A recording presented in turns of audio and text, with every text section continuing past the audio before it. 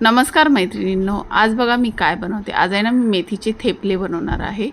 सगळ्यात पहिलं तर तव्यावरती हिरव्या मिरच्या घेतलेल्या आहेत, लसूण घेतलेला, जिरे घेतलेले आहेत आणि त्यामध्ये तेल टाकून थोडीशी कोथिंबीर टाकून मस्त असं भाजून घेतलेलं आहे। आता भाजून आहे ना मिक्सरच्या भांड्यामध्ये आपल्याला वाटून घ्यायचं आहे। आता वाटून झालं की मग आपल्याला इथं पीठ मळून घ्यायचं आहे।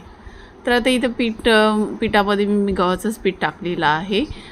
तुम्ही बाकीचे पण पीठ टाकू शकता, त्यामध्ये ज्वारीचं, बाजरीचं, थोडंसं बेसन असं पण टाकू शकता। मी फक्त ज्वारीमध्ये गव्हाचं पीठ टाकलेलं आहे। आणि आता त्याच्यामध्ये ना भाज्या टाकलेल्या आहेत। मेथीची भाजी, थोडीशी कोथिंबीर कापून आपल्याला मिक्सरच्या भांड्यामधलं जे वाटलेलं ते, बटाटा, हळद, मीठ, थोडासा ओवा, जिरे हे सगळं वाटलेलं घेतलं आणि थोडीशी गुळाची पावडर पण टाकलेली आहे। तर आता हे सगळं मिक्स करून घेतलेलं आहे, व्यवस्थित असं मिक्स करून घ्यायचं आहे। खूप टेस्टी असे होतात आणि थोडेसे मी तीळ पण टाकलेले आहेत याच्यामध्ये। तर तीळ टाकून पण मस्त खूपच छान लागतात। आणि याचा आहे ना असं घट्ट असा गोळा मळायचा आहे एकदम। तर मस्त असं पीठ मळून घ्यायचं आहे आपल्याला। तर पाहू शकता सगळं असं पाणी मुरून असं व्यवस्थित पीठ मी घट्ट असा गोळा मळून घेतलेला आहे। थोडंसं तेल लावून पण मळायचं आहे आपल्याला। तर हे बघा इथं पीठ मळून झालेलं आहे आणि आता इथं मी ना पुदिन्याची चटणी पण बनवणार आहे।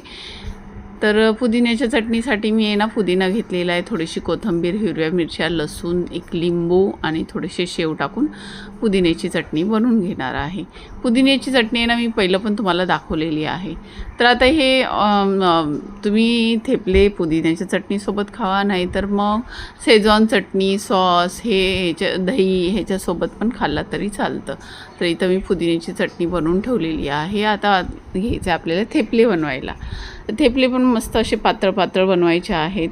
तर पाहू शकता असेच मस्त गोळा घेऊन मस्त असं गोल गरगरीत खूप छान असे थेपले बनतात। तुम्ही नक्की ट्राय करा। माझी ही रेसिपी आवडली असेल तर लाईक, शेअर, सबस्क्राईब करायला विसरू नका। कमेंट करून सांगा की तुम्हाला कसे वाटले थेपले। मस्त अशी बनवून घ्यायचे आहेत। खूप टेस्टी असे झाले होते। संध्याकाळी बनवले होते मी। मुंबईमध्ये पाऊस खूप चालला आहे। तर मस्तच असं या तुम्ही पण थेपले खायला। चला तर मग बाय।